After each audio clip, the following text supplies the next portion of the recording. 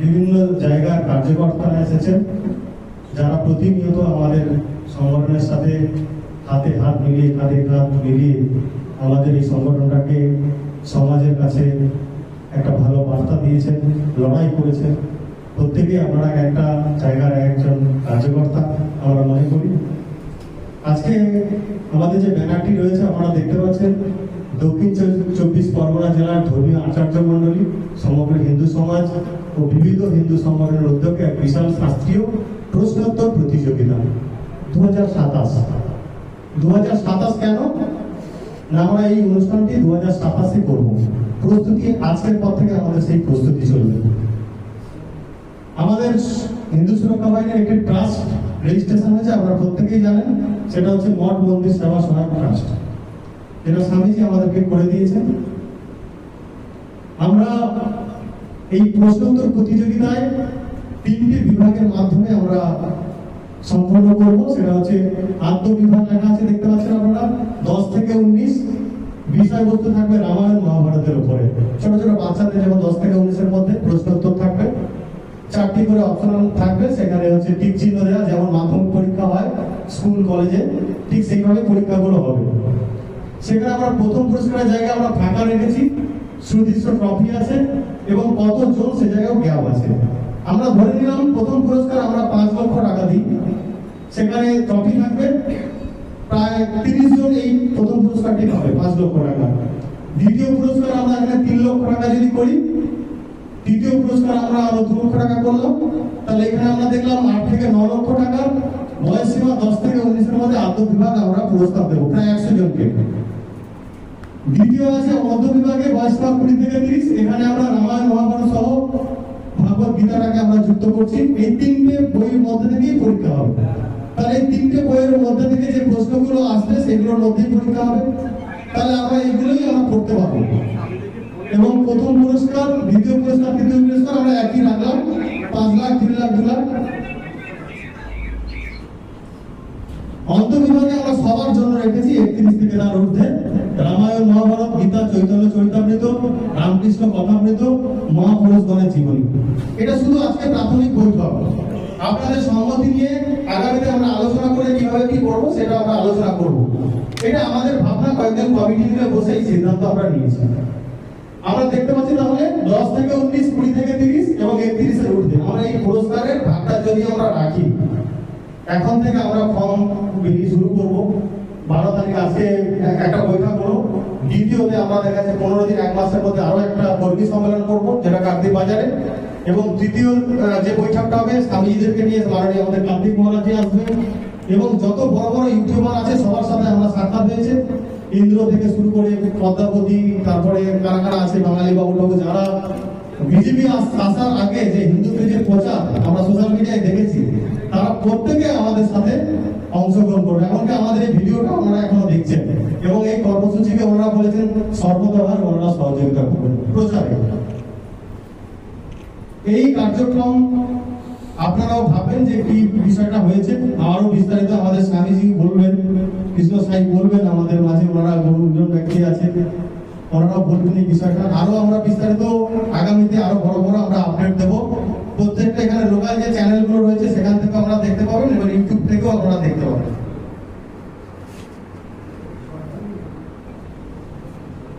এটা করার মাধ্যমে আমরা যে বিষয়গুলো উঠে আসবে, যে সকাল হলে যাতে মা বাবারা স্কুলের বই পড়ার আগে যেন বলে যে রামায়ণ মহাভারতটা খুলে দেখ, বছরের শেষে যদি আমরা 5 লাখ টাকা পাই। এই একটা বিষয় যদি আমরা মানুষের মধ্যে পৌঁছাতে পারি, তাহলে আমার মনে হয় প্রত্যেকটা বাড়িতে আমরা গীতা, রামায়ণ মহাভারত কিন্তু ঢুকাতে পারবো। যদি আপনারা প্রত্যেকে সহযোগিতা করেন, প্রচার প্রসারে যদি সহযোগিতা করেন, আমার মনে হয় এটা শুধু 1 বছরের কার্যক্রম নয়, এই দায়িত্ব আমাদের প্রতি বছর নিতে হবে। আমি আশা করবো আপনারা সবাই আমাদের সাথে একসাথে কাজ করবেন। আমরা অনেকটা দূর এগিয়ে গেছি, আগামীতে আরো ছোট বড় সমস্ত কিছু বৈঠক হবে।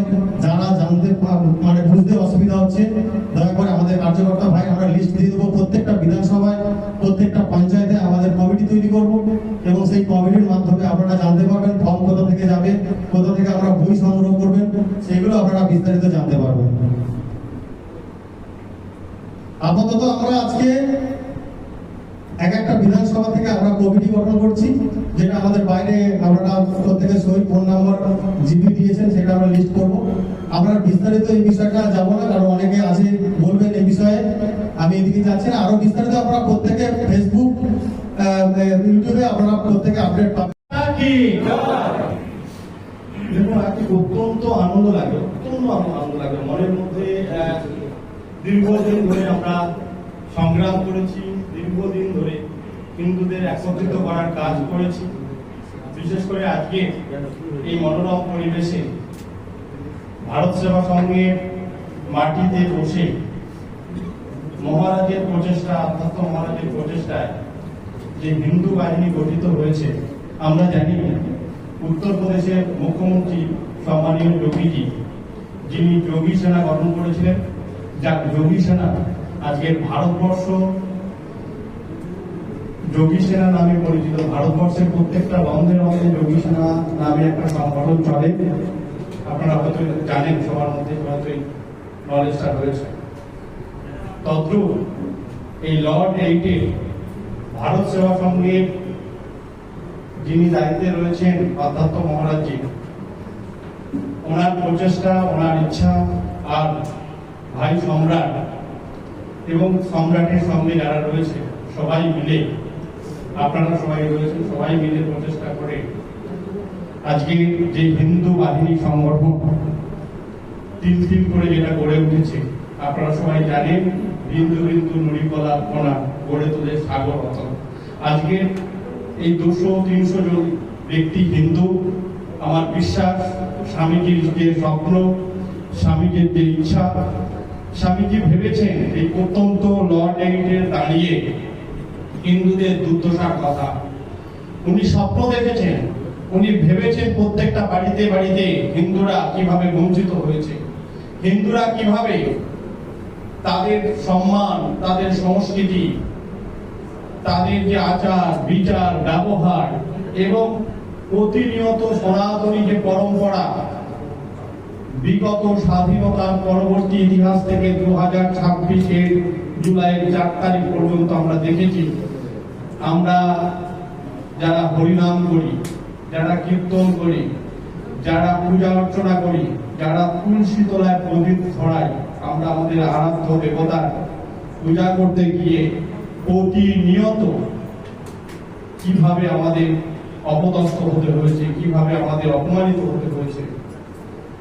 আপনারা ইতিমধ্যে আজকের দিনে দাঁড়িয়েও ভারতবর্ষের যে প্রতিবেশী রাষ্ট্র, সেই প্রতিবেশী রাষ্ট্রে, ভারতবর্ষের প্রতিবেশী রাষ্ট্র বাংলাদেশের হিন্দুদের উপর যে অকথ্যভাবে অত্যাচার করছে, সেটা আশা করি আপনারা সবাই জানেন ইতিমধ্যে। আজকের দিনে দাঁড়িয়ে কি এমন হলো যে ভাই সম্রাট স্বামীজি, অর্থাৎ আমাদের যিনি স্বামীজি রয়েছেন, পরম পূজ্য স্বামীজি আধ্যাত্মানন্দ মহারাজজি, যিনি হিন্দুদের একত্রিত এক ছাতার তলায় আনার কেন চিন্তা ভাবনা করলেন, কেন আজকে আপনাদের ডাকলেন, বা কেনই আমরা এলাম, এর একটা বিশেষ তাৎপর্য রয়েছে। আপনারা অনেকেই ভাবছেন যে কুইজ হচ্ছে 5 লক্ষ টাকা, ভাই বলেছেন, সম্রাট বলেছেন 5 লক্ষ টাকা প্রাইজ। শুধু কি তাই যে 5 লক্ষ টাকা প্রাইজটাই আমাদের লক্ষ্য?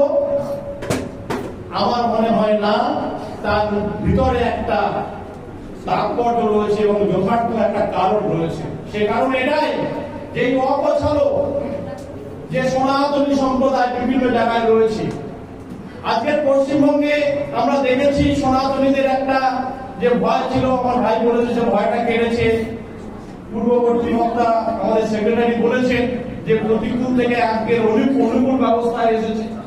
কিন্তু একটা জিনিস মনে রাখতে হবে, একবার আপনারা জোরে সম্রাট ভাইয়ের জন্য এবং হিন্দু সুরক্ষা বাহিনীর জন্য একবার সবাই করে করতালি দেন, এটা আশা করব। তার কারণ এটাই যে আজকের আমাদের সংগঠন শুধু কাকদ্বীপ লর্ড এইটে সীমাবদ্ধ থাকবে না। আমার বিশ্বাস হিন্দু সনাতনী যে হিন্দু বাহিনী, সুরক্ষা বাহিনী শুধুমাত্র কাকদ্বীপ নয়, সারা দক্ষিণ 24 পরগনা নয়, পশ্চিমবঙ্গ তথা ভারতবর্ষের কোনায় কোনায় হিন্দু সুরক্ষা বাহিনী আগামী 10 বছরে আপনাদের প্রচেষ্টায় সারা ভারতবর্ষে অবস্থান করবে। এটা আমার বিশ্বাস, এটা আমি আশা রাখি। তার কারণ আজকের দিনে দাঁড়িয়ে যে বীজ মহারাজ অর্থাৎ স্বামীজি বপন করে দিয়েছেন, শুধুমাত্র এটা একটা কুইজ বা কন্টেস্ট নয়। মনে রাখবেন আজকের দিনে টেকনোলজি অর্থাৎ প্রযুক্তিবিদ্যা এমন একটা জায়গায় দাঁড়িয়েছে যেখানে আপনার আমার ঘরের সন্তানেরা আমরা সুশিক্ষায় শিক্ষিত হয়েছি ঠিকই, কিন্তু মনে রাখবেন আমাদের সন্তানেরা তারা আজকের অ্যান্ড্রয়েড ফোন নিয়ে এতটাই ব্যস্ত, তারা পড়াশোনা করতে জানে না, তারা বই খুলতে জানে না। তার কারণ বই পড়া অর্থাৎ ছাত্রদের অধ্যয়ন করাই হচ্ছে তপস্যা, কিন্তু সেই অধ্যয়ন করা ভুলে গেছে। তার কারণ আমরা আমাদের সংস্কৃতি বা পরম্পরাকে ভুলতে বসেছি। মনে রাখতে হবে হিন্দু সুরক্ষা বাহিনীর মাধ্যমে আমাদের সনাতনী পরম্পরাকে ফিরিয়ে আনতে হবে। আজকে এই রামায়ণ মহাভারত দেখুন, 3টি পর্যায়ে 10 থেকে 19 বছর যে বয়সের রামায়ণ মহাভারত, অর্থাৎ এই যে 2টি এপিক আমাদের শুধুমাত্র রামায়ণ মহাভারত নয়, এটা আমাদের রয়েছে পরম্পরা বা আমাদের সঙ্গে নিবিড় সম্পর্ক। আজকে আপনারা যারা বাবা মায়েরা রয়েছেন সামনে, আজকে নিজেদের বুকে হাত দিয়ে বলুন কজন ব্যক্তি তার এই 10 বছর থেকে 19 বছরের সন্তানকে তারা রামায়ণ বা মহাভারত একদিন পাঠ করিয়েছেন? উত্তর আসবে না। তার কারণ আমরা আধ্যাত্মিকতা ছেড়ে দিয়ে আধুনিকতার উপরে জোর দিয়েছি। আমরা জোর দিয়েছি যে আজকে টেকনোলজি হাই হয়েছে, তাই ভাবছি সন্তানের হাতে ল্যাপটপ বা ট্যাব দিয়ে বা কম্পিউটার দিয়ে তাকে আমরা আধুনিকত্ব করব না। এইভাবে সনাতনীকে রক্ষা করা যায় না বন্ধু। মনে রাখতে হবে সনাতনী পরম্পরাকে বাঁচিয়ে রাখতে গেলে হিন্দু সুরক্ষা বাহিনীর মাধ্যমে এটা একটা প্রতীক মাত্র। এই সমষ্টিগতকে সামনে রেখে, অর্থাৎ যাতে এটা বটবৃক্ষ হয়, এই বটবৃক্ষকে সামনে রেখে এগিয়ে আসতে হবে, লড়াই করতে হবে। এইটাই আমাদের পরিচয় হওয়া উচিত। আমাদের পরিচয় এই কারণেই, তার কারণ মনে রাখবেন আমি নাম নিতে চাই না, এই সম্প্রদায়ে আপনারা দেখেছেন যদি কোন মুসলিম গত হয় বা মারা যায়, আমরা কি দেখেছি? তাদের একজন মারা গেলে তাদের কবরস্থানে হাজার হাজার মানুষ লাইন দিয়ে চলে যায়। কি করে? তাদের সবদাহকে কি করার জন্য? কবরস্থানে কবর দেওয়ার জন্য। আর অত্যন্ত দুঃখ লাগে যে সনাতন পরম্পরা ভারতবর্ষের ইতিহাসে আজও সনাতনী রয়েছে, কিন্তু সেই সনাতন ঘরে জন্মগ্রহণ করেও একজন হিন্দু সন্তান বা হিন্দুর বাবা মা যখন মারা যান, তার সেই মৃতদেহ পড়ানোর জন্য 10 জন লোক যায় না। সব থেকে বড় কথা কি, তার সঙ্গে একটা ঢাক ঢোল বা হারমোনিয়াম যায় না। কেউ উলুদ থাকে, শঙ্খ থাকে, কেউ হরিবোল বলে তার সঙ্গে গিয়ে সেই মৃতদেহ দাহ করে না। এটা অত্যন্ত ব্যতীত আমরা। তার কারণ মনে রাখতে হবে হিন্দু সম্প্রদায় শুধুমাত্র একটা কারণে আজকে বিচ্ছিন্ন ভাবে তারা চলছে। তার কারণ আমরা আত্ম অহংকার, আত্মগরিমা আমাদের মধ্যে এতটাই বিরাজিত হয়ে গেছে যে আমরা শুধুমাত্র সকাল থেকে সন্ধ্যা পর্যন্ত কত টাকা রোজগার করলাম, কত টাকা ব্যাংক ব্যালেন্স করলাম, আমার সন্তান কি খাবে, আমার পরিবার কি খাবে, এই মানসিকতা নিয়ে সারাদিন পরিশ্রম করে রাত্রেবেলা শয়ন করি। একদিনের জন্য আমরা মিনিমাম মানুষ হরিনাম পাঠ করি না। আমরা পড়ি না আমাদের আধ্যাত্মিকতা, আমরা আমাদের সন্তানদের রামায়ণ মহাভারত ইতিহাস পুরাণ বাইবেল পুরাণ থেকে শুরু করে উপনিষদ আমরা পাঠ করাই না। তার কারণ একটাই, তার কারণ আমরা আমাদের পরম্পরাকে ভুলে গেছি। হ্যাঁ বন্ধুগণ, মনে রাখতে হবে আজকের এই প্রয়াস অত্যন্ত আমি আনন্দিত। তার কারণ স্বামীজি আজকের এই যে আবার বলছি ভাই সম্রাট কাছে আজকের আবার বলছি, আজকের দিনে মনে রাখুন, ডেটটা লিখে রাখুন, শুধুমাত্র 5 লাখ টাকা পুরস্কার এটা একটা ব্যাপার নয়। এই প্রয়াসের মাধ্যমে আগামী দিন পশ্চিমবঙ্গ তথা ভারতবর্ষের ইতিহাসে হিন্দু সুরক্ষা বাহিনী স্বামীজির স্বপ্নকে বাস্তবায়িত করবে। এটা আমার বিশ্বাস, এটা আমার আশা। চলে যান বাড়িতে বাড়িতে আজকের পর থেকে গিয়ে সন্তানদের রামায়ণ মহাভারতের সঙ্গে সঙ্গে শ্রীমদ ভগবদ গীতা চৈতন্য চরণামৃত থেকে শুরু করে রামকৃষ্ণ কথামৃত থেকে শুরু করে মহাপুরুষ গণের স্বামীজির জীবনী থেকে শুরু করে পরমানন্দ মহারাজজির জীবনী পড়ান, চৈতন্য অমৃত কথা পড়ান। তার কারণ একটাই মনে রাখতে হবে, আমি শেষ করার আগে সংক্ষিপ্ত দুটো তিনটে শব্দ বলে শেষ করব, যে এই কুইজের মাধ্যমে একটা বার্তা সুনির্দিষ্টভাবে দেওয়া আছে যে আপনারা 5 লক্ষ টাকা, আজকের দিনে দাঁড়িয়ে 5 লক্ষ টাকাটা শুধুমাত্র একটা উপহার নয়, বার্তা দিতে চাইছি আমরা, আপনারা অন্তত 1 ঘন্টা করে শ্রীমদ ভগবদ গীতা আপনার অধ্যয়ন করেন আপনার সন্তানের জন্য, রামায়ণ মহাভারত পড়ান। তার কারণ আমরা দেখেছি অন্য একটা সম্প্রদায়ে ছোট্ট ছোট বাচ্চাদের মাথায় টুপি পরিয়ে তারা প্রতিনিয়ত 5 টাইমের নামাজ পড়তে যায়, অথচ আমরা আমাদের সন্তানদের দিয়ে তুলসী তলা একটা প্রদীপ পর্যন্ত আমরা জ্বালাই না।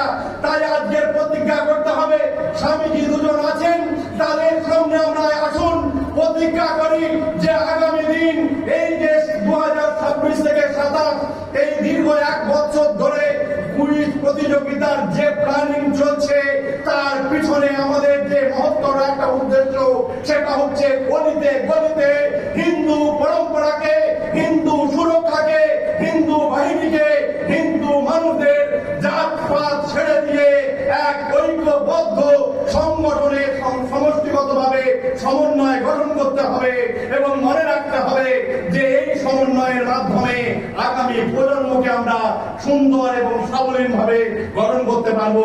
আসুন সবাই মিলে আগামী দিন হাতে হাত মিলে, কাঁধে কাঁধ মিলিয়ে, পায়ে পা দিয়ে একই সুরে সুর মিলিয়ে হিন্দু সুরক্ষা বাহিনীকে পশ্চিমবঙ্গ তথা ভারতবর্ষের অন্যতম একটা প্রতিষ্ঠান হিসাবে গড়ে তুলি, আর স্বামীজির যে স্বপ্নকে সাকার করি, এই আশা আকাঙ্ক্ষা ভরসা বিশ্বাস রেখে আজকের মতো আমি আমার বাক্য বিরত দিলাম। ভারত মাতা কি, হিন্দু সুরক্ষা বাহিনী কি। আজকে একটি মূল একটা বিষয় কিছু হতে চলেছে। এতদিন পর্যন্ত আমরা পশ্চিমবাংলাতে যে অসুবিধার মধ্যে ছিলাম, তার জন্য আপনারা প্রত্যেকেই লড়াই করেছেন, বিভিন্ন স্তরে লড়াই করেছেন, লড়াই চলবে, তার জন্য অনেকের অনেক অবদান রয়েছে। প্রত্যেককেই আমি লড়াইকে আমি সাধুবাদ জানাই, প্রত্যেককে সম্মান জানিয়ে আমরা যেমন করে হোক আমরা সুশাসন পাবো। এই জন্য আমাদের ভারতীয় রাজনীতিতে, পশ্চিমবঙ্গে তো সে একই রাজনীতি, সনাতন হিন্দু ধর্ম মানব কল্যাণের উপরে গর্বের সনাতন হিন্দুত্ব নামে একটা বই উনি লিখেছেন। সেটা আমাদের গ্রন্থের উদ্বোধন হবে আগামী 17 জুলাই শুক্রবার, মানে এই সামনে শুক্রবার বিকাল 4:30। তো তা উদ্বোধন করবেন আমাদের প্রদীপ্তানন্দজি। আর একটা জেনে খুশি হবেন, গত বছর এই মাঘিগণ্ডে উনি প্রদীপ্তানন্দজির কাছে দীক্ষা নিয়ে ওনার সন্তান হয়েছেন, উনি দীক্ষিত হয়েছেন। তাহলে গুরুর হাতে শিষ্যের বই, এতক্ষণ যে আমি বলছিলাম না যে কতখানি প্রাপ্য, যখন আপনার ছেলে মেয়েটা এই প্রাইজটা পাবে, তো আজকে সেই প্রাইজটা ওনার হাতে, এটা কতখানি আনন্দ দিয়েছে না। তাই আজকে তার সাথে সাথে আমরাও যেহেতু তার সাথে বললেন না, রামের ভাই লক্ষ্মণ